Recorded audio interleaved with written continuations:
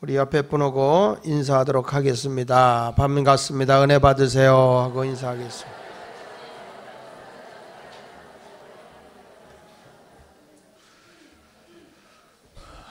우리 기독교의 제사 가운데 5대 제사가 있는데 첫째는 번제입니다. 번제, 두 번째는 소제, 세 번째는 화목제이고요.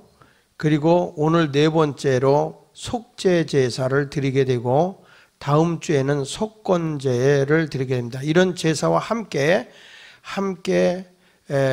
더불어서 드리는 제사가 전제입니다. 그래서 우리가 지난 시간에 화목제에 대해서 말씀을 증거했는데 교인들이 그러더군요. 뱃살이 나온 사람 보고 아유 화목제 드려야 되겠습니다 이렇게 얘기합니다. 왜냐하면 기름을 다 빼서 태워서 드려야 되니까 그냥 가다가 아이고 집사님도 화목제 좀 드려야 되겠네요. 그리고 지난번에 우리 정기록 원사님은 목사님도 화목제 좀 드리셔야 되겠습니다. 이런 얘기를 하던데 그런 제사는 아니고 우리가 하나님 앞에 온전한 제사를 드리는 하나님과 화목하게 하는 감사의 제사가 화목제고요. 오늘은 속죄제로서 우리의 죄가 용서받는 그런 제사입니다. 특별히 오늘은 저는 이 성경을 이렇게 쭉 시리즈로 계속해서 이렇게 이어져 나가고 있는데 어쩌면 그렇게 하나님이 절기에 맞게끔 말씀을 탁탁 붙여주는, 이건 내가 짠 게 아니거든요. 그냥 계획대로 쫙 이렇게 풀어나가는데도 바로 이 고난주간, 바로 우리가 보면 고난의 예수님의 십자가에 못 박혀 돌아가신 이날에 속죄제사, 우리 주님이 속죄의 제물로서 세상 죄를 지고 가는 하나님의 어린 양으로서 우리를 위해 십자가에 못 박혀 돌아가신 이날에 속죄제사를 드리는 겁니다. 그래서 오늘 속죄제사, 속죄제에 대한 말씀을 증거하는데 여러분에게 은혜가 되기를 예수 이름으로 축원합니다. 첫 번째로 우리 한번 1절과 2절을 같이 읽어보겠습니다. 시작. 여호와께서 모세에게 말씀하여 이르시되 이스라엘 자손에게 말하여 이르라. 누구든지 여호와의 계명 중 하나라도 그릇 범하였으되, 이렇게 말하거든요.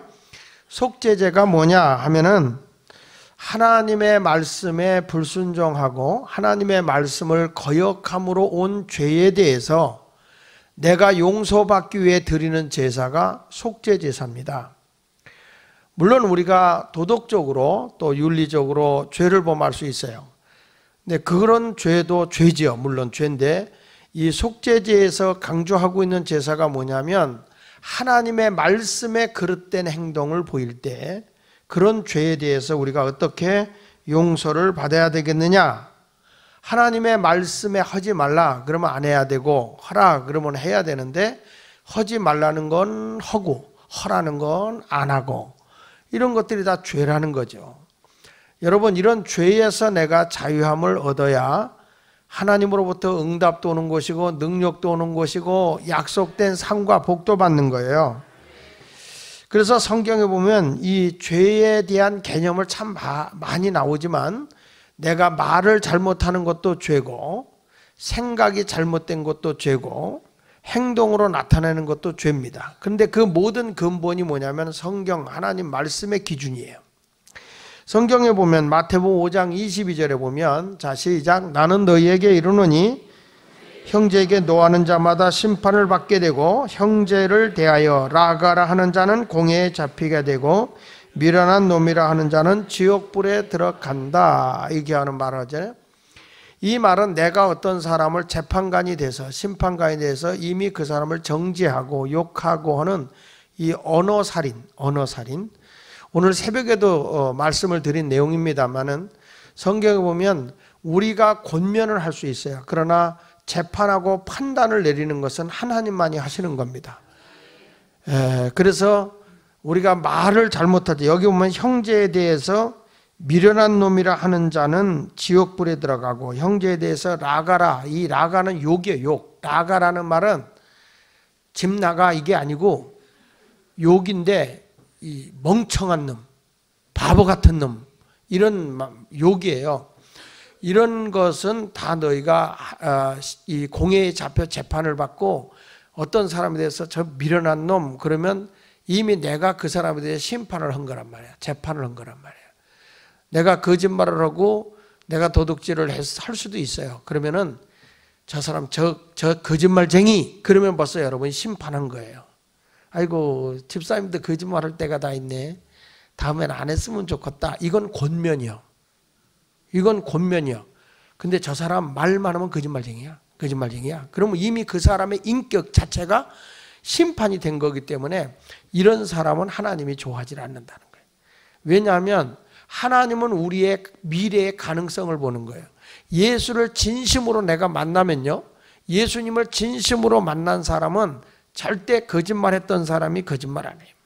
제대로 만나면. 목사님, 예수 믿는 사람, 교회 다니는 사람 거짓말 무지하게 잘해요. 덜 만나서 그래, 주님을. 제대로 만나면. 예수 만나기 전에는 핍박하고 예수를 조롱했던 바울도 예수를 담에서 제대로 만나니까 전도자가 되잖아요. 그러니까 우리 예수님이 뭐라고 그래요? 저는 내가 이방인들을 위한 나의 택한 그릇이다. 주님은 지금의 나를 보지 않아요. 변화될 나를 보시지. 한번 따라 합시다. 주님은 현재의 나를 보지 않고 변화된 미래의 나를 보신다.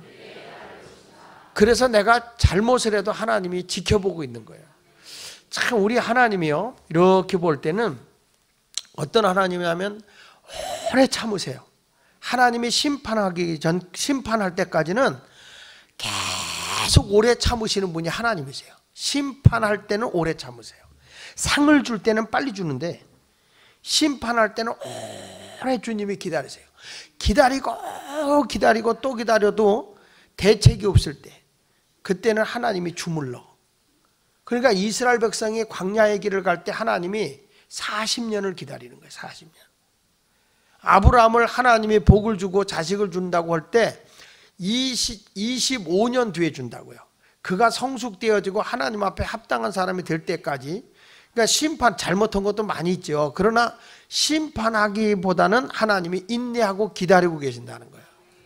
그래서 우리 자신들이 빨리 하나님의 말씀에 잘못하고 살아갈 때는 뭐냐? 내가 회개하는 게 복이에요. 그래서 함부로 남을 심판하지 말자. 자, 옆 사람에게 이렇게 말하세요. 함부로 나를 평가하지 마. 해봐요. 그리고 또 이렇게 얘기하세요. 한 번 더 하세요. 미래의 나를 보고, 한번 옆 사람 미래의 나를 보고 좋은 말만 해줘.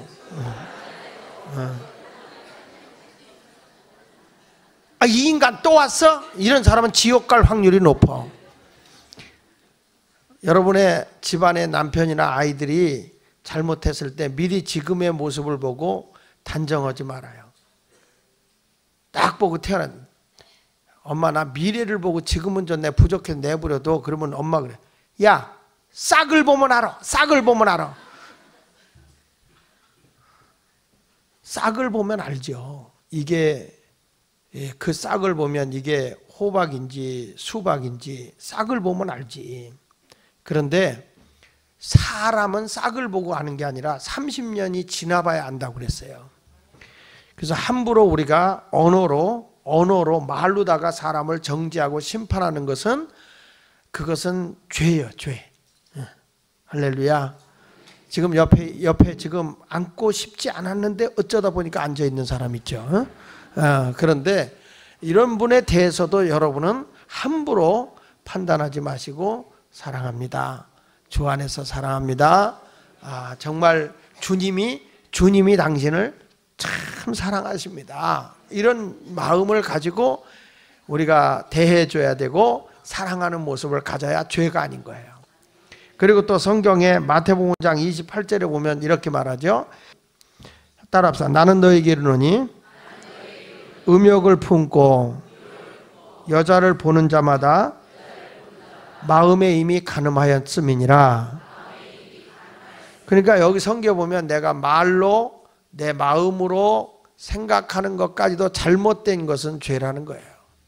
그러니까 이런 것들을 우리가 생각하면서 앞으로는 내가 하나님의 진리의 말씀에 어긋난 행동, 어긋난 말, 어긋난 그런 마음가짐이 됐다고 하면 이런 것도 다 뭐냐? 속죄 제사를 드려야 할 것이다 하는 것입니다. 또 우리가 하나님께 당연히 영광을 돌리고 살아가야 할 사람이 하나님께 영광을 돌리지 못하고 자기가 영광을 받으려고 하는 것도 죄예요. 그래서 제일 위험한 게 뭐냐면 자꾸 내가 높아지려고, 내가 박수받고 내가 환영받으려고 하는 게 위험한 거예요. 우리의 목소리, 우리의 생각하는 것조차도 다 하나님의 주권 안에 있는 것이기 때문에 모든 영광은 하나님께 돌려야 돼요. 모든 영광 하나님께, 모든 영광 하나님께, 모든 영광 하나님께. 나는 자유해.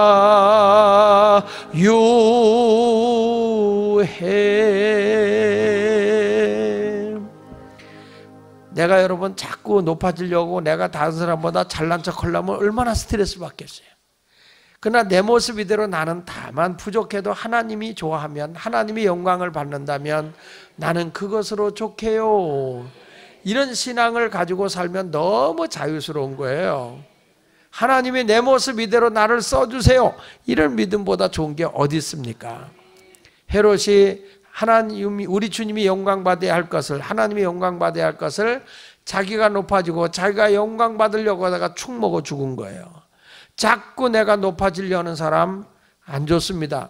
권력욕이 많을수록 불행한 겁니다. 사람이 병이 많이 걸리는 사람들 보세요.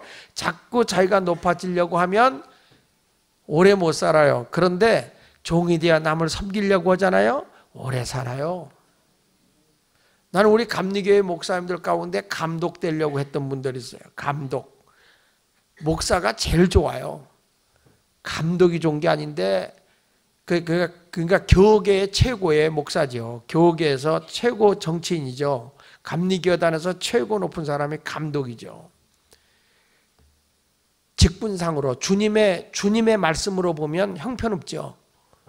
주님의 말씀으로는 크고자 하는 자는 섬기는 자가 되고 종이 되라 그랬는데, 근데 그런 권력을 잡겠다고 막 선거운동하고 다니고 돈 뿌리고 막 이러던 목사들 가운데 저는 거의 3분의 2가 병을 얻거나 혈압으로 쓰러지거나 오래 못 살고 그러더라고요.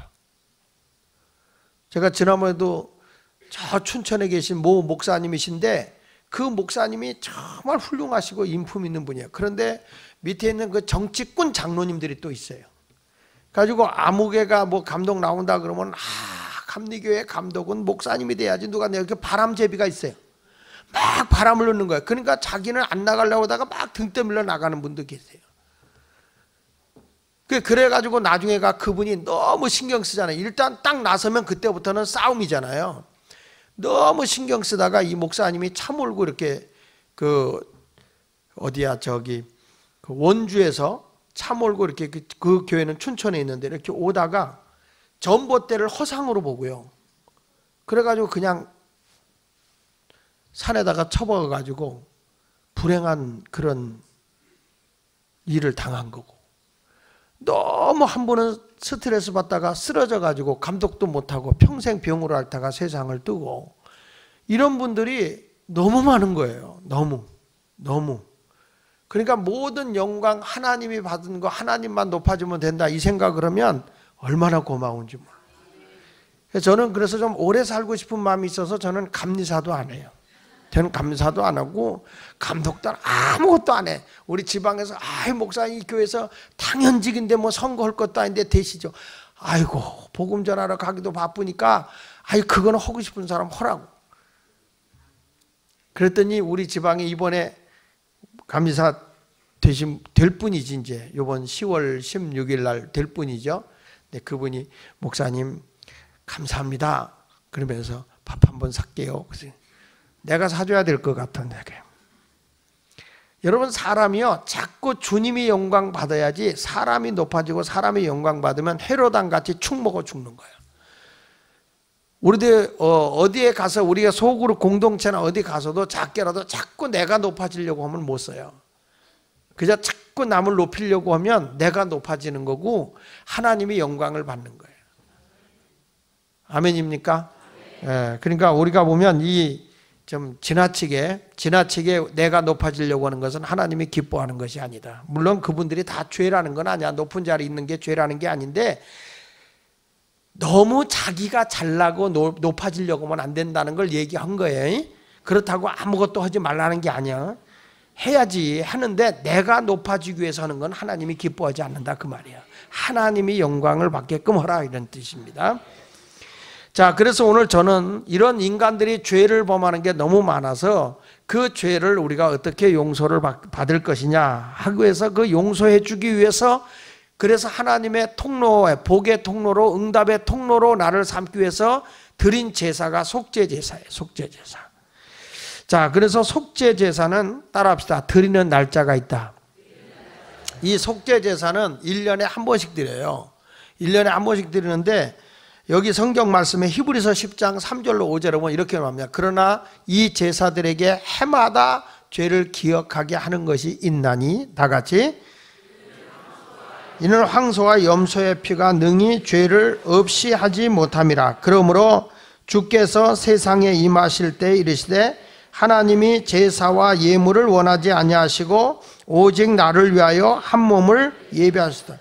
구약시대 때는 이 제사를 드리는데 여기 보면 해마다 죄를 기억하는 날이 있어요. 해마다 1년에 한 번씩.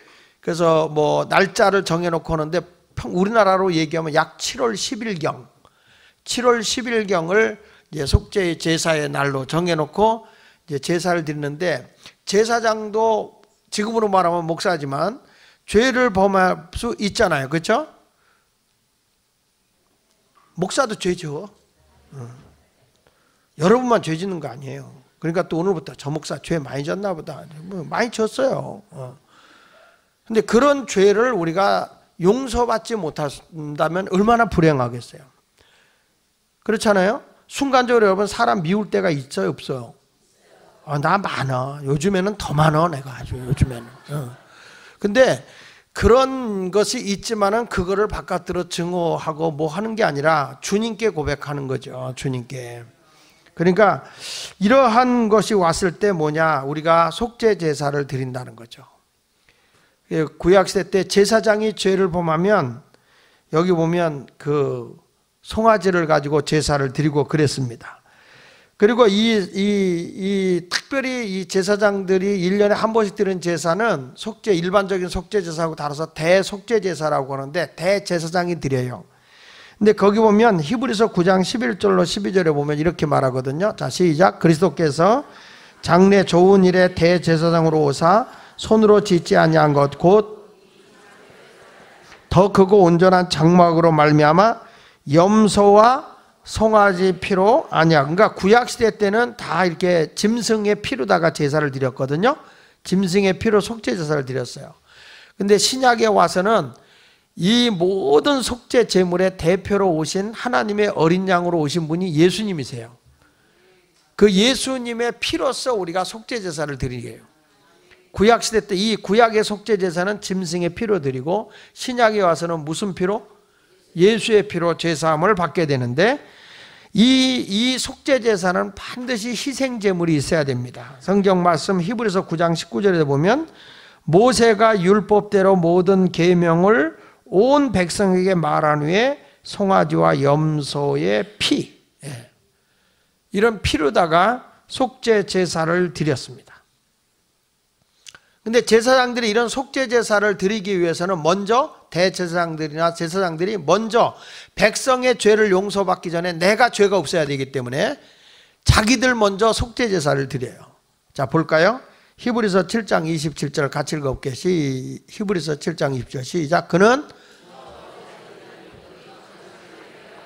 자기 죄를 위하고 다음에 백성의 죄를 위하여 날마다 제사 드리는 것과 같이, 그러니까 구약시대 때는 그렇게 드렸지만 신약에는 그렇게 드릴 필요가 없었다. 왜?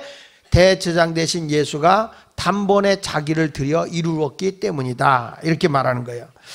자, 저 좀 보세요. 구약의 속죄 제사는 반드시 뭐가 있었냐면 짐승을 들여서 피의 제사를 드려야 됩니다. 피의 제사. 자, 우리 여러분 제가 여기 자막은 안 뜨는데 성경을 좀 잠깐 찾아보면 레위기 왜냐하면 이 하도 자막에서 띄워주니까 아예 성경을 안 갖고 오기 때문에 저도 좀 반은 성경을 찾게 할 참이고 반은 띄워줄 참으로 그렇게 생각을 하고 있어요. 자, 성경책을 아예 안 갖고 온 사람은 일어서 볼까 한번? 자, 학교에서도 교재를 안 갖고 오면 이렇게 세워요. 이렇게 세워. 자, 어디를 보냐? 먼저 3절을 봅니다. 3절 시작. 레위기 4장 3절. 레위기 4장 3절. 자, 시작.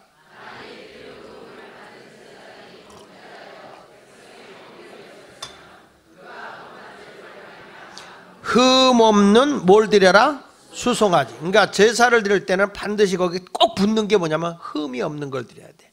근데 말라기서에 드릴 때 보면 눈 멀고 병 들고 저는 거 드렸잖아요. 그러니까 그 자체가 제물이 잘못된 거예요. 그러니까 반드시 하나님께 드리는 제물은 온전한 제물이요, 흠이 없는 제물입니다. 그 다음에 어디를 보면 이건 제사장이 드릴 때 그런 거예요. 13절에 보면 13절 시작. 만일 이스라엘 온 회중이 여호와의 계명 중 하나라도 부지 중에 범하여 허물이 있으나 스스로 깨닫지 못하다가 그 범한 죄를 깨달으면 회중은 수송아지를 속죄제로 드릴지니 그것을 회막 앞으로 끌어다가 회중의 장로들이 여호와 앞에서 그 수송아지의 머리에 뭐하고 안수하고 그걸 갖다 잡아서 드리는 겁니다. 그 다음에 22절을 봅니다. 시작. 만일 족장이 그의 하나님 여호와의 계명 중 하나로, 여기 특이한 게 나와요.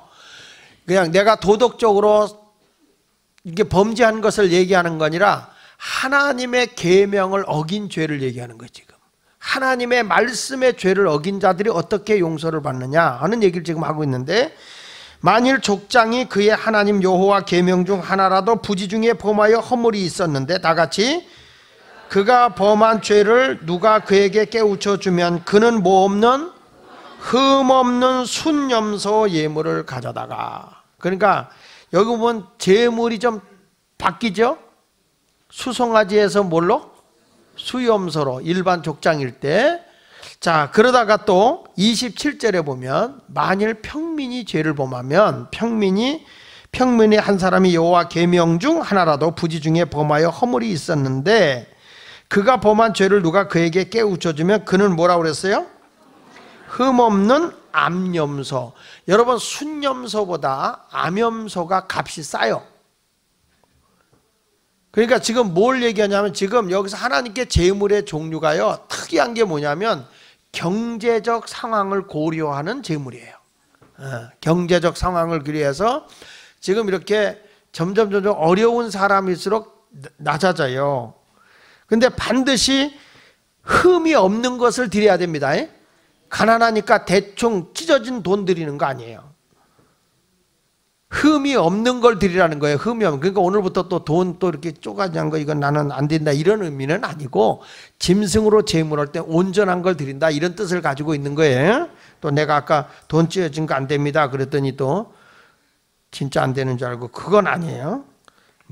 그 다음에 또 뭐냐, 32절에 그가 만일 어린 양을 속죄 제물로 가져오려거든 흠 없는 암컷을 끌어다가 그 속죄제 제물의 머리에 안수하고, 이렇게 나와요. 그 다음에 어떤 사람이 나오냐면, 자, 11절에 5장 11절에 보면 5장 7절 시작. 만일 그의 힘이 어린 양을 바치는 데에 뭐하지 못하면, 자, 여기 보면 송아지, 수염소, 암염소, 어린 양 이렇게 나왔어요. 그죠? 이건 뭐냐면 그들의 경제적 수준에 따라서 점점 싸게 내려오는 거예요. 그런데 그래도 만일 그의 힘이 어린 양을 바치는 데 미치지 못하면 그가 지은 죄를 속죄하기 위하여 뭐라고 그랬죠? 산비둘기 2마리나 집비둘기 새끼 2마리를 여호와께로 가져가되 이렇게 말하고 있어요. 그러니까 여기 성경에 보면 특이한 것이 뭐냐면, 자 거기 펴놓고 이제 저 좀 보세요. 속죄제를 드리는데 반드시 피가 드려져야 돼. 피의 제사가 드려져야 되기 때문에 나는 없으니까 안 드려도 된다가 아니라 하나님 앞에는 모든 사람이 다 하나님의 속죄 제사를 드려야 돼요. 그래서 그 피의 제사를 드려야 내 죄가 용서를 받기 때문인 것입니다. 자, 성경 말씀에 히브리서 9장 7절을 보면 이렇게 말합니다. 시작. 오직 둘째 장막은 대제사장 홀로 1년에 한 번 들어가되 자기와 백성의 허물을 위하여 드리는 뭐 없이는 안 되고 피 없이는, 절대 피 없는 제사는 속죄 제사가 아니에요. 그 다음에 히브리서 9장 22절에도 보면 율법을 따라 거의 모든 물건이 뭘로써 정결하게 된다고? 피로써 정결하게 되나니. 그 다음에 뭐라고 그랬어요? 예, 피 흘림이 없은즉 사함이 없다. 그러니까 여기서 보면 속죄 제사의 큰 의미로 두 가지로 얘기를 하는데, 하나는 피 흘림이고 하나는 죄사함이에요. 따라합시다. 피 흘림, 죄사함. 그런데 이 속죄 제사를 드릴 때는 제물을 가지고 오면 반드시 제사장이 제사장이 죄를 범했으면 제사장이 그 제물의 머리에다가 손을 얹고 안수를 해요. 안수를. 그리고 일반 평민들이 왔으면은 그 평민들의 죄를 제사장에 고해서 제사장이 그 제물의 머리에다 손을 얹고 안수를 해요. 그럼 그 안수의 의미가 뭐냐면은, 안수의 의미가요, 내가 죄를 고하잖아. 제물의 머리에다 놓고 안수를 하면서 죄를 고하면 내 죄가 제물에게로 다 전가가 돼. 그래서 죄는 제물이 짊어지게 되고 나는 속죄가 되는 거예요. 자, 레위기 1장 4절을 볼게요. 여러분 레위기 1장 4절을 한번 찾아볼게요. 찾았어요? 자, 여기 떠요. 자, 시작. 그 번제물의 머리에 안수할지니 그를 위하여 기쁘게 받으심이 되어 그를 위하여 속죄가 될 거야. 번제물의 머리에 안수를 했더니 그를 위하여 속죄가 된다. 그래서 이 속죄 제사를 드릴 때 보면 계속 제물에다 안수하여가 나와요. 4절에도 보니까, 레위기 4장 4절에 보니까, 자 시작. 그 수송아지를 회막문 여호와 앞으로 끌어다가 그 수송아지의 머리에 뭐하고? 안수는 왜 한다고? 그 안수를 하게 되면 내 죄를 제물이 뒤집어 쓰게 되고 나는 죄가 없어져. 그래서 속죄가 되는 거예요. 죄사함을 받는 거예요. 근데 죄의 삭시 뭐예요? 그러니까 내 죄는 내가 죽어야 되는데, 내가 죽어야 되는 거예요. 그런데 내 죄를 짊어진 게 누구예요? 뭘 또 예수님이야. 구약을 지금 얘기하고 있는데 누구냐면 제물이요, 제물. 그러니까 그 제물을, 죄를 뒤집어 씌워서 끌고 바깥마당에 가서 죽입니다. 죽이니까 죄의 삭은 사망이기 때문에 내 죄값을 짊어지고 눈 떠. 죄의 값을 짊어지고 나를 위해서 십자가에 죽은 예수처럼 그 제물이 죽는 거야.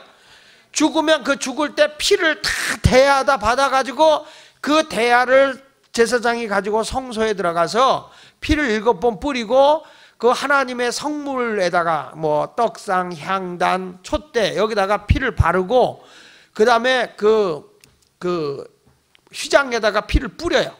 뿌리고 그리고 나서 나머지 피는 번제단 밑에다 쏟아 놓는 거예요. 그러니까 피의 제사는 피는 그냥 몇 방울 받아갖고 가는 게 아니라 그 제물의 피를 다 받아. 몽땅 받아가지고 그리고 그 피 한 방울 있잖아요. 그래서 예수님도 십자가에 못 박혀 죽을 때 피 한 방울, 물 한 방울이 없이 죽은 이유가 속죄의 제물은 반드시 우리의 죄를 짊어지고 피를 다 쏟아줘야 돼. 그게 하나님이 정해주신 속죄의 제사법이에요. 할렐루야. 그러니까 구약시대 때 지금 여러분 교회 올 때 그러면 양이나 염소, 송아지, 비둘기 갖고 와요? 왜 안 갖고 와?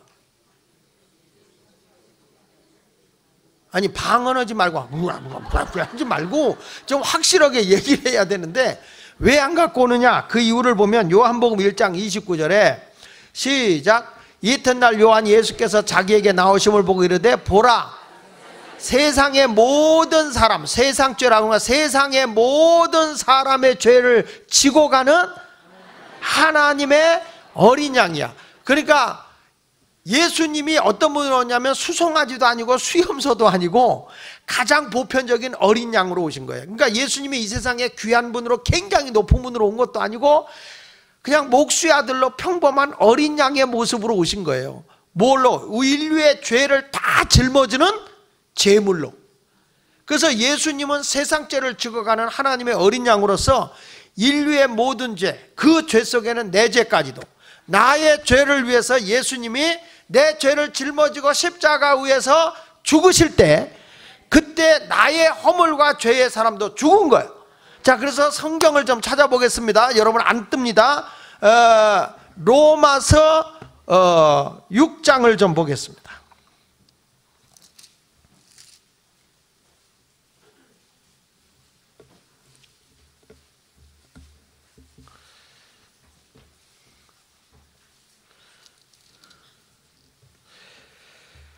찾으셨습니까? 자, 3절부터 봅니다. 3절부터 시작. 무릇 그리스도 예수와 합하여 세례를 받은 우리는 그의 죽으심과 합하여 세례를 받은 줄 알지 못하느냐. 그러므로 우리가 그의 죽으심과 합하여 세례를 받. 여기서 세례라고 하는 말은, 세례라는 말은 물에 잠기다, 장사 지내다 이런 뜻을 가지고 있어요. 씻기다 이런 뜻이 있고요. 한번 따라합시다. 씻기다, 정결케 하다, 물에 잠그다, 장사 지내다 이런 뜻을 가지고 있어요. 그러니까 세례를 받았다 그 말은 내가 옛사람이 죄의 사람이 물에, 이스라엘 백성들이 양옆에 물기둥, 홍해에 물이 있고 그 위에 구름 기둥이 덮였잖아요. 그리고 이스라엘 백성이 그 홍해를 건너간 그걸 뭐라 하냐면은 세례라고 얘기해요. 세례. 물론 침례죠. 물속에 들어갔으니까. 그 세례를 받은 것이 구원의 표를 의미하는 거예요. 그러니까 여러분 우리가요 세례를 받는다, 약식 세례를 받지만 그 세례를 받는다고 하는 의미는 뭐냐면 내가 옛사람이, 죄의 사람이 예수 그리스도가 십자가에 죽을 때 나도 같이 죽었다 이런 의미를 가지고 있는 거예요. 그리고 그 세례를 받고 딱 나오는 순간 할렐루야 그러면 의의 사람으로, 죄의 사람은 죽고 나는 예수 안에서 하나님과 화목해진 의의 사람으로 다시 살았다. 그래서 여기서 말하는 게 그거예요. 자, 그러므로 우리가 그의 죽으심과 합하여 예수님이 죽으실 때 세례를 받음으로 그와 함께 나도 뭐 했다? 죽어져서 장사 지냈다. 예수님이 무덤에 3일 동안 갇혀 있었잖아요. 오늘 죽으셨어. 오늘 십자가에 못 박혀 돌아가셨어요. 돌아가셔서 내일 모레 주일날 새벽에 부활하셨기 때문에 부활주일 예배를 드린단 말이에요. 그러니까 예수님이 죽으신 건 누구의 죄 때문에 죽으신 거야? 그때 가슴을 치면 내 죄 때문에. 다시 예수님이 십자가에 죽은 건 누구 때문에? 구약에는 누가 죽어요? 누가 죽어요? 예? 제물이 죽었어요. 제물들이. 그거 죽었지만 예수의 제물은 영원한 거예요. 영원한 거. 그래서 여기 성경에 세례를 받음으로 그와 함께 장사되었는 이는 아버지의 영광으로 말미암아 그리스도를 죽은 자 가운데서 살리심과 같이 우리로 또한 새 생명 가운데 행하게 하려 하심이라. 예수님이 십자가의 죽음으로 끝났다면 우리는 예수 믿을 필요가 없어요. 그러나 예수님이 죄를 위해서 십자가에 죽은 거는 여러분 얼마나 많은 사람이 십자가, 그때 로마의 가장 큰 형틀이 십자가 형틀이라고요. 그 십자가에 죽은 사람 수도 없이 많아요.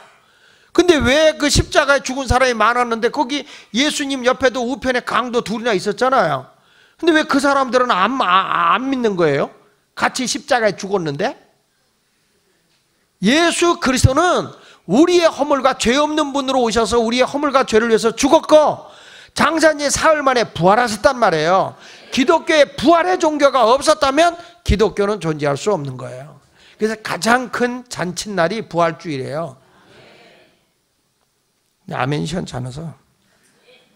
그래서 여기 보면 5절에 만일 우리가 그의 죽으심과 같은 모양으로 연합한 자가 되었으면 또한 그와 함께 부활과 같은 모양으로 연합한 자도 된다. 아멘입니까? 6절 읽어보겠습니다. 시작. 우리가 알거니와 우리 옛사람이 예수와 함께 십자가에 못 박힌 것은 죄의 몸이 죽어 다시는 우리가 죄에게 종노릇하지 아니하려 함이라. 이는 죽은 자가 죄에서 벗어나 의롭다함을 얻었다. 그래서 만일 우리가 그리스도와 함께 뭐 했으면? 죽었으면. 여러분, 예수가 죽을 때 누구 때문에 죽었다고? 나 때문에, 내 허물과 죄 때문에. 믿으십니까? 그러면 예수님이 그와 함께 이제 살아나면, 살았다 부활을 믿으십니까? 그러면 나도 살 줄을 믿어요? 그래서 내가 영생을 가진 거예요. 9절 크게 읽으세요. 시작. 이는 그리스도께서 죽은 자 가운데 살아나셨음에 다시 죽지 아니하고 사망으로 다시 그를 주장하지 못할 줄 압니다. 그가 죽으심은 죄에 대하여 단번에 죽으시며 그가 살아계심은 하나님께 대하여 살아계시다. 그래서 11절에 이와 같이 너희도 너희 자신을 죄에 대하여는, 그러니까 내가 예수 믿으면 이제 죄의 사람이 아니지, 그렇지? 예수가 내 죄 때문에 죽었기 때문에 죄에 대해서는 죽은 자요 그리스도 예수 안에서 하나님께 대하여는 뭐한 자다? 살아있는 자. 믿으시면 아멘. 그래서 우리 의의 병기로 하나님께 드려져야 되는 거예요. 그러면 예수님이, 우리가 또 이렇게 예수 믿어도 죄를 범할 때가 있어 없어요? 그러면 예수님이 또 죽어야 돼? 여러분 마음대로 아니어야? 히브리서 9장을 또 펴요. 이거 안 떠.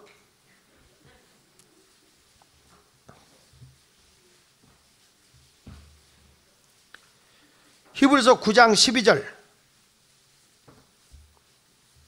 찾았습니까? 자, 히브리서 9장 12절 시작. 염소와 송아지 피로 아니하고. 자, 이제부터 우리 예수님이 한 거예요. 이제 구약시대 때 짐승으로 피해 제사를 드렸잖아요.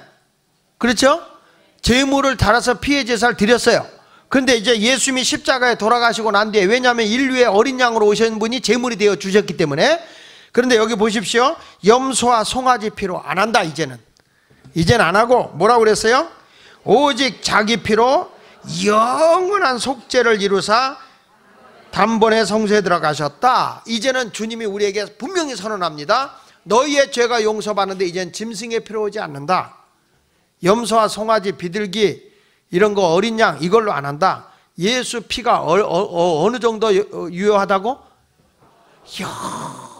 영원히. 예수 피의 유효기간은 영원히, 그러지 말고 영원히. 다시, 예수 피의 유효기간은?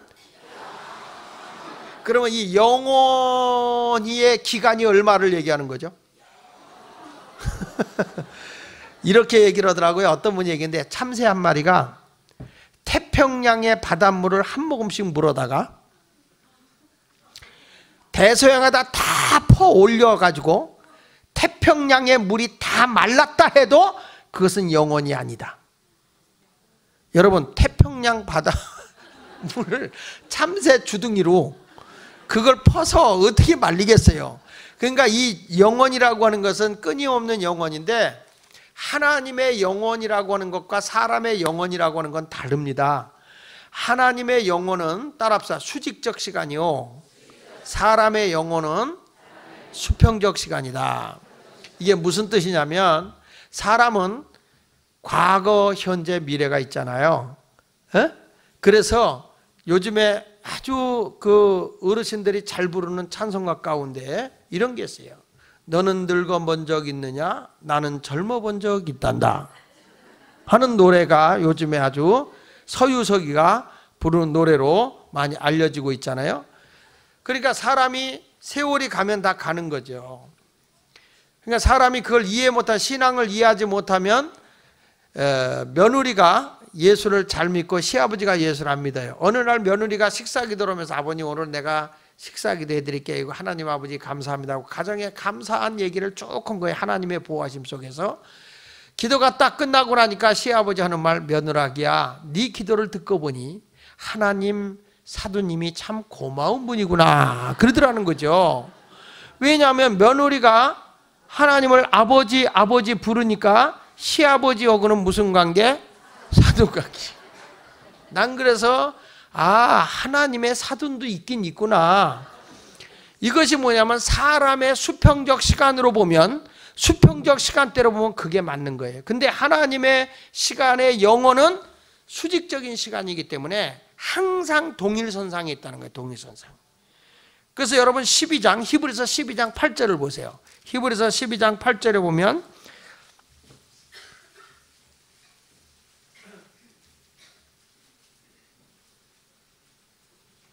히브리서 12장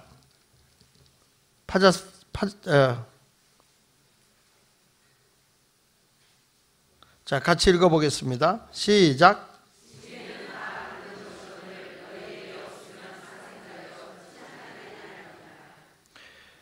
계속 읽어봅니다. 징계, 9절 시작.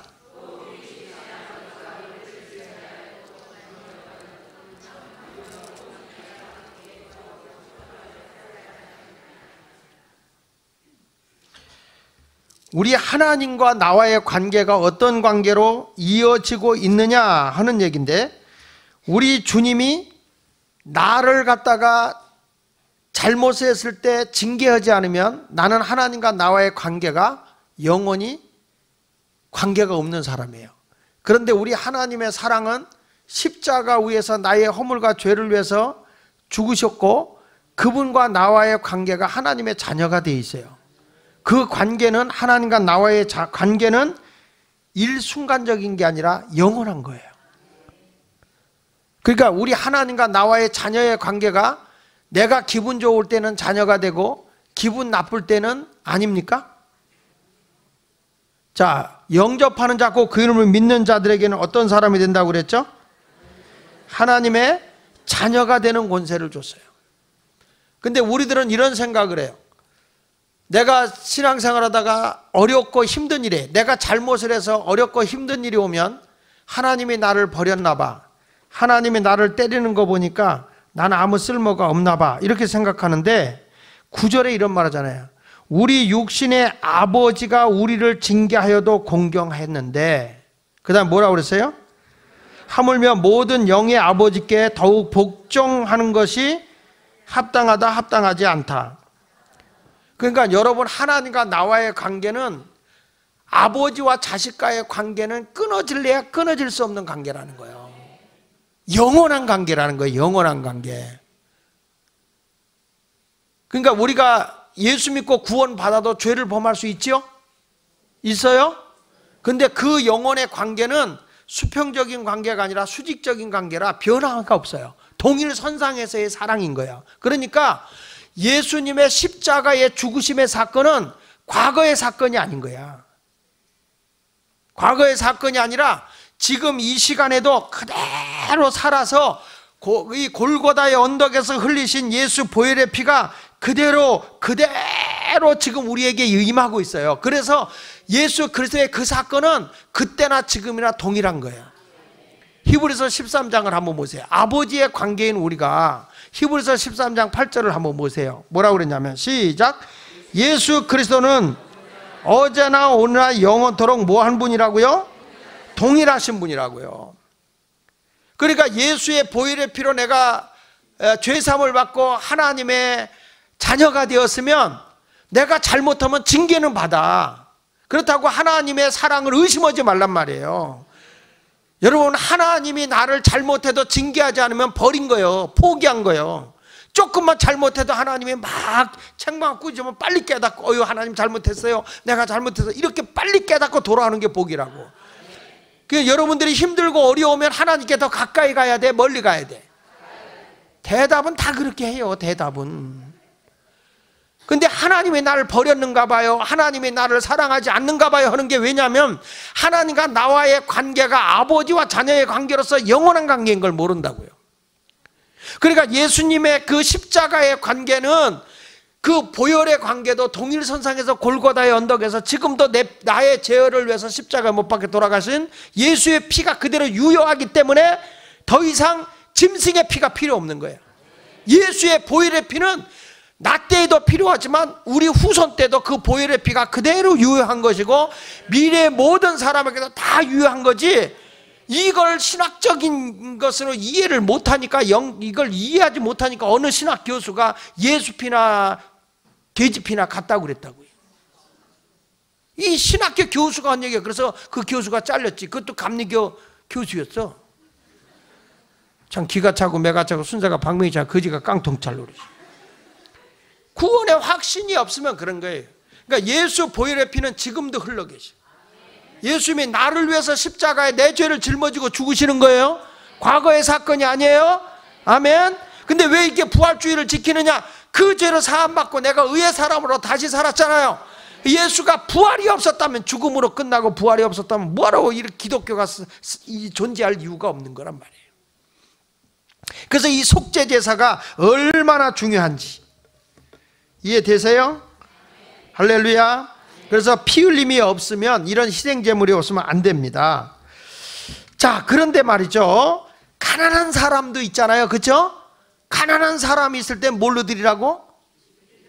예, 비둘기로 드렸단 말이에요. 비둘기도 뭐야? 가난한 사람들이 만일 너희가 어린 양에도 미치지 못하면 비둘기 2마리나 산비둘기, 집비둘기라도 그걸 가지고 제물을 드려라 그랬어요. 자, 눈을 땡그랗게 뜨고 나 좀 보세요. 근데 이게 형편이 없어가지고 산비둘기나 집비둘기도 살 능력이 안 되는 분도 계셔.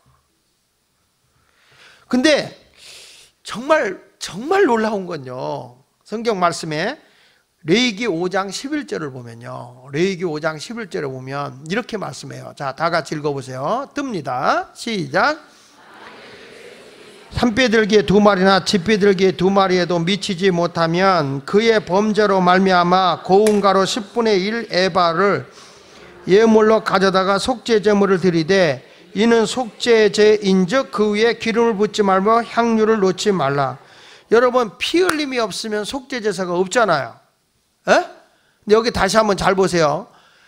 만약에 손에 산비둘기 2마리나 집비둘기 2마리에도 미치지 못하면, 그 말은 뭐 정신이 돌았다는 얘기가 아니고 미치지 못한다는 게, 이게 뭐냐면 거기에 그 정도도 살 형편이 못 되는 가난뱅이죠. 쉽게 말하면 경제적으로 굉장히 궁핍한 그런 사람이면 피의 제사가 아닌데 뭘로 드리라고 그래요? 고운 가루 10분의 1 에바를 예물로 드려다가 속죄 제물을 드리라는 거예요. 근데 정말 이해가 안 되는 부분이거든요, 이게. 속죄 제사는 반드시 피의 제사를 드려야 되는데 어떻게 이 소제를 드리는 소제물로다가 속죄 제사를 드리냐 이 말이야. 고운 가루로다가. 레위기 2장 1절에 보면요, 레위기 2장 1절에 보면, 자 보세요. 시작. 누구든지 소제의 예물을 여호와께 드리거든 고운 가루로 예물을 삼아 그 위에 기름을 붓고 또 그 위에 유황을 놓아 그랬거든요. 분명히 고운 가루는 피 흘림이 없어요. 여러분, 곡식에서 피가 나와요? 근데 어떻게 이런 제사를 드릴 수 있겠느냐는 거예요. 히브리서 9장 22절에도 보면 율법을 따라 거의 모든 물건이 뭐로서 정결케 된다고? 피로서 정결케 되나니 피 흘림이 없으면 뭐가 없다고 그랬어요? 그 사함이 없어요. 비둘기는 그래도 피가 있지만, 그런데 고운 가루로 피 흘림의 속죄를 드릴 수 없는데 주님은 이거로도 속죄 제사를 드려라? 정말 이해가 안 되는 거예요. 다시 한번 읽어볼게요. 11절 12절 5장 11절 12절 다시 한번 읽어보세요. 이게 이해가 갑니까? 나는 정말 이해가 안 가거든요. 시작. 그의 손이 산비둘기 2마리나 집비둘기 2마리에도 미치지 못하면 그의 범죄로 말미암아, 다시 거기 중요한 게 범죄로 말미암아요. 그러니까 속죄 제사란 말이에요. 그렇죠? 거기 보세요. 고운 가루 10분의 1 에바를 예물로 가져다가 속죄 제물로 드리되 이는 속죄제인즉 그랬어요. 분명히 속죄제야. 그렇죠? 분명히 그랬잖아요. 근데 속죄 제사는 뭐가 없으면 안 돼? 근데 어떻게 이런 걸 드릴 수밖에 없느냐? 이게 바로 하나님의 구원 계획이라는 거예요. 하나님의 구원 계획.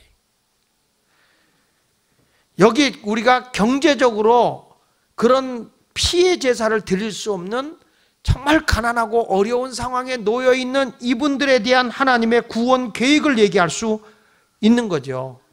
여기 보면 고운 가루 10분의 1 에바를 드린다고 그랬는데요, 원래 이 모든 제사를 드릴 때 보면 10분의 1이 드리는 게 아니라 대개 10분의 2를 드리게 돼 있어요. 레위기 23장 17절에도 보면요, 레위기 23장 17절에도 보면 너희 초소에서 10분의 2 에바로 만든 떡 2개를 가져다가 흔들어 제사를 드리겠어요. 그러니까 떡 2덩어리 만드는데도 곡식이 얼마 들어가냐면 10분의 2 에바가 들어간다고요. 그러니까 이게 그 키로수로 보면 그냥 아무리 가난한 사람이라도 한 끼 정도만 조금 자기가 걸르면 드릴 수 있는 재물이에요. 아주 가난한 최소한의 것을 지금 드리는 거예요. 그걸 드리는데 그걸 가지고 하나님 앞에 드려라 라고 하는 이 말씀을 보면 얼마나 경제적으로 어렵고 힘들게 살아가는 사람에 대한 배려인가를 알게 되고요. 구원은, 여기서 우리가 깨닫는 게 있어. 따라합시다. 구원은 돈이 있고 없고가 아니다. 아멘. 그러니까 경제적인 능력에 의해서 구원을 받고 못 받고가 아니라 내가 온전히 주님 앞에 드려지는 그 희생 있는 제사. 이 사람이 그 정말로 비둘기도 살 수 없는 그런 상황에서 먹고 살기도 힘들 거예요. 그런데 최소한의 것이라도 하나님께 드리라는 거예요. 돈 많은 사람만 천국 갈 수 있나요? 그래서 우리 주일학교 때 그런 노래 많이 불렀죠. 돈으로도 못 가요 하나님 나라, 벼슬로도 못 가요 하나님 나라, 믿음으로 가는 나라 하나님 나라, 믿음으로 가는 나라 하나님 나라. 여러분은 돈이 많으니까 아멘을 안 하시는군요. 천국을 돈으로 살 생각을 하지 마십시오. 흔히 요즘에 교인들은 이런 얘기합니다. 요즘에는 돈 없으면 교회도 못 가. 그러나 그렇지 않아요. 주님은 여러분의 형편에 따라서 있는 사람은 더 드리는 거고요, 없는 사람은 없는 데서 최선을 다하는 거예요. 그러니까 어떤 사람은 그런다고요. 뭐 아무것도 없는데 그냥 가지. 그거 아니에요. 하나님 앞에 갈 때 없는 데서도 최선을 다해야 돼요. 절대 주님 앞에는 빈손으로 보이는 건 아니에요. 내 경제적 수준 안에서 하나님 앞에 최선을 다하는 걸 주님이 받는 거다 이 말이야. 빚내서 헌금할 필요는 없어요. 아유 목사님 나는요 돈이 없는데 내가 빚져가면서 헌금한다고요. 누가 그거 하랬어? 그런 의미가 아니고 하나님이 주신 복 안에서 내가 최선을 다해서 하면 되는 거죠. 그러니까 성경이 얼마나 배려가 많아요. 만일 그랬잖아요. 비둘기도 살 수 없는 형편이 되면 하나님은 그 안에서 너의 곡식이라도 그것을 반드시 태워서 하나님께 드리는, 마치 그 속죄 제사와 같은 의미로 하나님께 드려지는 그런 제사를 드렸습니다. 자, 레위기 5장 13절 한번 더 보겠습니다. 시작. 제사장이 그가 이 중에서 하나를 범하여 얻은 허물을 위하여 속죄한 적 그가 사함을 받으리라. 이렇게 속죄 제사를 드리게 되면 하나님의 구원을 받는데, 자, 저 좀 보세요. 하나님의 구원의 은혜는 보편적입니다. 특별한 사람만 구원받는 거 아닙니다. 돈 많은 사람만 구원받는 거 아니고 똑똑한 사람만 구원받는 게 아니에요. 내 형편 안에서 예수 그리스도의 보혈의 공로를 의지하고 믿으면 다 구원을 받는 거예요. 그래서 구원은 은혜예요. 은혜. 아멘. 할렐루야. 그래서 이 에베소서 2장 8절부터 보면 이런 말씀이 나오는 거예요. 시작. 너희는 그 은혜에 의하여 믿음으로 말미암아, 그럼요, 예수 그리스도를 믿음으로 말미암아 구원을 받을 것이다. 받았으니. 현재 완료입니다. 이미 받은 겁니다. 예수가 내 안에 계시면 이미 구원 받았어요. 내가 좀 부족하고 연약해도 죽어도 나는 다시 천국 갈 걸 믿으세요? 확실히 믿으세요? 목사님 저 별로 한 거 없는데요. 한 걸로 구원 받는 게 아니에요. 은혜로 받는 거예요. 은혜로. 다만 내가 행함의 신앙은 하나님의 약속된 상과 복을 위해서 살지만, 천국의 면류관을 위해서 우리가 충성되고 살아가지만, 영혼의 구원은 전적인 하나님의 은혜예요. 인간이 부패돼서 인간이 아무리 성실하게 살고 바르게 살려고 해도요, 하나님의 은혜 안에 있지 않으면 절대 행함으로는 온전함을 얻을 수가 없어요. 인간이 오늘의 은혜가 충만해서 거룩함을 가지고 살다가도 내일에 내가 갑자기 생각이 바뀌어버리면 죄를 범하거든요. 그러니까 우리 인간이 아주 깨끗하고 정결해서 하나님 같은 그런 영적 수준까지 올라가야만 천국 간다 그러면요, 구원받을 사람이 아무도 없어요. 안 그래요? 그리스도인의 완전에 대해서 외쳤던 그 웨슬리가, 우리가 구원은 전인적인 구원, 온전한 구원을 받기 위해서 그 그 온전한 구원, 완전한 구원을 외쳤지만 인간의 완전이라는 게 어떻게 일어날 수 있느냐. 순간적 완전을 그분은 강조했어요. 은혜가 충만해가지고 오늘도 막 은혜가 넘치잖아. 요 순간에 나 주님 뜻대로 살아요, 할렐루야. 그리고 집에 가서 싸워. 그러니까 순간적 은혜로 내가 완전해질 수 있어요. 근데 그분이 이런 얘기 했잖아요. 내가 죽음이 왔을 때 모든 걸 다 내려놨을 때 그때가 가장 완전에 이르는 것이다. 그래서 욕심도 없고 미워할 수도 없고 다 자기를 내려놨을 때. 그러니까 우리가요, 은혜로 구원받고 은혜로 천국 가는 거지 내 행위로 내 잘난 맛으로 간다는 생각은 아예 하지 마라. 그러나 하나님이 그거 외에, 영혼의 구원 외에 하나님이 많은 약속을 해줬어요. 많은 약속. 그 약속은 반드시 행함으로 받는 거예요. 예를 들면 구하라 그러면 주신다, 찾으라 그러면 찾아낸다, 두드려라 그러면 열린다. 이거는 기도하면 주신다는 행함이에요. 행함이 있을 때 하나님이 주신다. 순종해라, 들어가도 나가도 복을 받는다. 머리가 되고 꼬리가 되지 않는다. 구워줄지라도 구우지 않는다. 모든 민족 위에 뛰어난다. 다 행함이죠. 그러니까 신앙생활은 내가 영혼의 구원은 주님 안에서 살지만 내가 하나님 앞에 죄를 범하잖아요. 그러면 다윗이라는 사람이 죄를 범했어요. 그렇죠? 우리아의 아내 밧세바를 취하고 우리아를 죽게 했죠. 다윗은 영혼의 구원은 확실히 받은 사람이에요. 그렇죠? 근데 그 사람의 생활의 구원은 행복하지를 못했어요. 왜? 자식들 가운데, 자녀들 가운데 성폭행이 일어나요. 그거 가지고 성폭행을 한 자를 또 죽여요. 또 아들이 아버지를 죽이겠다고 칼 들고 뛰쳐가요. 이런 모습이 다윗의 가정이에요. 그래서 다윗이 날마다 눈물로 세월을 지내서 그의 눈이 짓물르고 뼈가 새했다고 그랬어요. 여러분, 내가 이 세상에 육신이 멸하고 육신이 사탄에게 내어주면 고달픈 세월을 살아갑니다. 예수를 믿어서 영혼은 구원받지만 내 삶의 생활의 구원을 못 받는 거예요. 그러니까 병든 영혼이, 그 12의 혈류병 여인이 예수님의 옷자락에 손만 대도 나올 수 있다 그러고 행동을 보이고 예수님의 옷자락에 손을 댔는 순간에 병이 났어요. 그때 예수님이 뭐라고 그래? 딸아, 내 믿음이 너를 구원했다 그러죠. 육의 구원도 구원이란 말이야. 그러니까 나는 여러분들의 생활도 구원받아야 되고 또 여러분들의 육신도 구원을 받아야 돼. 그러니까 영의 구원만 구원이라고 하지 말고 전인적 구원을 받아야 돼. 그 전인적 구원은 뭘로 받느냐? 영혼의 구원은 예수 그리스도의 구속의 은혜를 믿음으로 받지만 나머지의 이 세상에 살아가는 모든 삶은 기억하십시오. 행함으로 받습니다. 그래서 우리가 성화된 삶을 살면 하나님의 약속대로 성령이 와요. 은사가 주어지고. 신앙의 위대한 인물들 보면요, 주님 뜻대로 산 사람은 고달픔이 없이 전인적 구원 받아. 그 대표적인 사람이 이삭이에요. 이삭. 그래서 이삭의 얘기는 긴 얘기가 없어요. 근데 인생이 성화되지 못하고 잔깨로 살아갔던 사람은 야곱이요. 창세기에서 제일 스토리가 긴 사람이 야곱이요. 그만큼 파란만장한 인생을 산 거예요. 여러분, 지금도 여러분의 인생이 막 이 사이클 타듯이 굴곡이 심한 분 있죠? 이런 분들은 그만큼 내가 파란만장한 인생을 살고 있는 거예요, 지금. 근데 오늘부터라도 주의 말씀에 딱 붙들려서 생활하시고 싹 예수 안에서 회개하고 바른 길로 걸어가십시오. 죄를 범하면 그만큼 인생이 고달픈 거예요. 사람이 죽을 때도 보면은 죄를 많이 진 사람들, 특별히 성적인 죄를 많이 진 사람들 보면 죽어갈 때 너무 육이 고통을 당하고 죽더라고. 근데 몸을 깨끗하게 하고 산 사람은 죽을 때도 잘 죽더라고.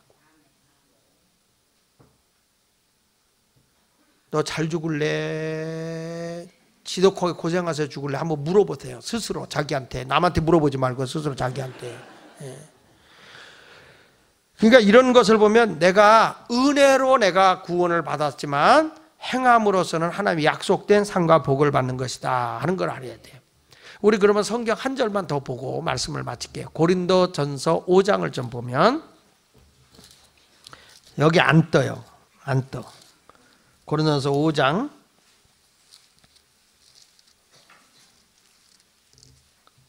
1절에 보면요. 5장 1절에 이 고린도 교회가 성령이 충만하고 은혜가 많은 교회였어요. 그렇죠? 근데 이 교회 보니까 너희 중에 심지어 음행이 있다함을 들으니 그런 음행은 이방 중에서도 없는 거예요. 그러니까 이 고린도 교회가 다 은혜로 구원 받았거든요. 그렇죠? 구속의 은혜를 받은 사람이에요. 성령이 충만하고. 그런데 누가 그 아버지의 아내를 취하였다. 엄마를 성폭행한 거예요. 그리하고도 너희가 오히려 교만하여져서 어찌하여 통한이 여기지 아니하고 그 일을 행한 자를 너희 중에 쫓아내지 아니하느냐. 내가 실로 몸으로 떠나 있으나 영으로 함께 있어서 거기 있는 것 같이 이런 일을 행한 자를 이미 판단하였노라. 주 예수의 이름으로 너희가 내 영과 함께 모여서 우리 주 예수의 능력으로 이런 자를 누구에게 내주라고? 이런 죄를 범한 사람은요, 교회에서도 추방을 해서 사탄에게 내주라는 거예요. 그 사탄에게 내주는데 여기 보세요. 뭐라고 하냐면 이는 육신은 뭐 한다고? 자, 여러분 예수 믿고 은혜 받은 사람이 죄를 보면 육신은 멸합니다. 하나님이. 그만큼 육신이 멸한다는 건 고달프게 인생을 산다는 거예요. 고달프게. 그런데 뭐라고 그랬어요? 마지막은 영은 어떻게 돼요? 주 예수의 날에. 그러니까 주님은요, 내가 예수가 내 안에 있는 한 행동이 잘못되잖아요. 잘못되면 우리가 이 세상에서 정말 육적인 하나님의 약속된 상과 복을 못 받고 고달픈 인생을 살아요. 그렇다고 영까지 멸망하는 건 아니에요. 영혼은 구원한다는 거예요. 영혼은. 요한복음 10장 28절 한번 더 볼게요. 요한복음 10장 28절. 요한복음 10장 28절.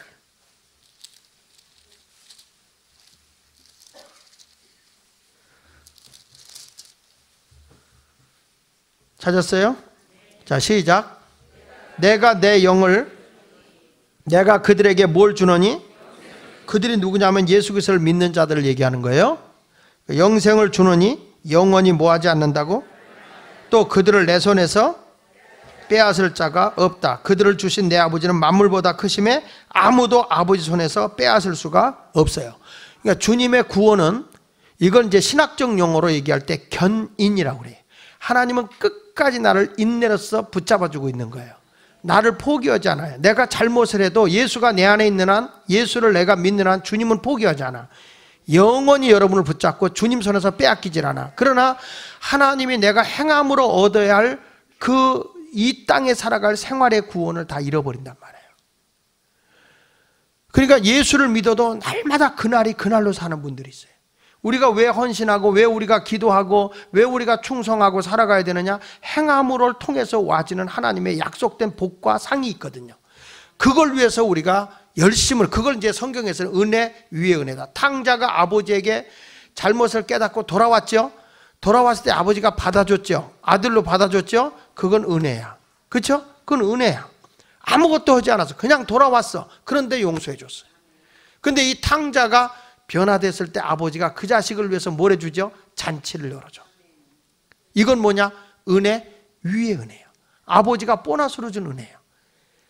그러니까 그걸 보고 큰아들 탕자의 형 탱자가 화가 난 거예요. 왜 아버지 나고 있을 때 난 잔치도 안 열어주고 얘만 잔치를 열어줍니까? 그러니까 그 탱자가 화를 내니까 탕자는 죽었다 다시 오지 않았냐? 내가 오늘 이 시간 이후로 새롭게 되면 하나님은 잔치를 열어주고 필요한 걸 주시는 거예요. 내가 강도 만나 죽게 됐어요. 그런데 선한 사마리아 사람이 와서 나를 살려서 주막집에 데려다 준 건 은혜야. 그건 살려준 거니까 은혜야. 근데 그에게 필요한 치료비를 더 주고 모자랄 땐 내가 부식비를 더 주겠습니다 하는 건 위의 은혜야. 그건 보너스야. 하나님이 내가 살아가는데 은혜로 구원받은 데만 머무르면 안 돼요. 여러분이 성도로서 합당한 삶을 살아야 하나님이 거기에 맞는 상과 복이 따라오는데 그걸 은혜 위의 은혜예요. 은혜로 구원받은 그 위의 은혜가 우리에게 주어지는 거예요. 할렐루야. 그러니까 히브리 기자는 계속 우리에게 강조하는 게 뭐냐면 내가 구원을 받았냐 못 받냐, 언제까지 너희들 초보적인 신앙에 머물러 있겠냐. 이거는 어린아이들이다. 너희들은 이제 초보적인 신앙에 머물러 단단한 음식을 먹고 말씀대로 생활하라는 거예요. 장성한 음식을 먹으라는 거예요. 우리가 행함의 신앙을 통해서 하나님의 약속된 상과 복을 받아야지 말마다 이단에 사람 와서 내가 구원을 받냐 못 받냐. 구원은 예수가 내 안에 있는 한 주님은 포기하지 않는다니까. 다만 내가 주님 안에 합당하게 살아야 거기에 상과 복이 주어지는 거죠. 믿습니까? 그러니까 오늘도 여러분이 사회인으로 내가 살아가도 사회인으로서 그 속에서 합당한 삶을 살아야 그 회사에서도 인정받는 거와 마찬가지로 하나님이 이 땅에서 내가 살아갈 때 예수 믿고 구원받았다 거기에 멈추지 마시고 이제 여러분들이 예수의 속죄제로 예수의 보혈의 공로로 내가 죄사함 받았잖아요. 이제 구원받았잖아요. 이제 거기에 머무르지 마. 속죄제로 내 죄사함 다 받은 거예요. 예수님의 속죄 제사를 통해서 내가 그 예수만 믿으면 하나님의 보좌에 가는 거예요. 우리가 열심히 신앙생활을 기도하는 건 그 뒤에 하나님이 약속해 준 은혜, 위의 은혜를 우리가 받기 위해서 일을 해나가는 것이다라는 것을 기억하시고 믿음으로 승리하고 정복하고 나가는 여러분이 되시기를 바랍니다. 내가 부족해도 예수가 내 안에 있으면 오늘 죽어도 나는 어디는 갈 수 있다. 근데 현찮게 믿으면 하늘나라 가서 죄송한 얘기지만 면류관도 못 받고 창피하게, 그걸 성경은 부끄러운 구원이라 그랬어요. 여러분은 넉넉한 구원을 받을 정도로 충성하고 헌신하고 특별히 이렇게 심야기도 오신 분들은 엄청난 하늘의 상을 받을지어다. 그러니까 또 오늘 또 이 얘기 듣고 이제 철야기도 안 온 사람들한테 가서 또 이런 얘기 하는 분이 있어요. 니들은 철야기도 안 와서 상도 없디야. 내가 언제 없다고 그랬어.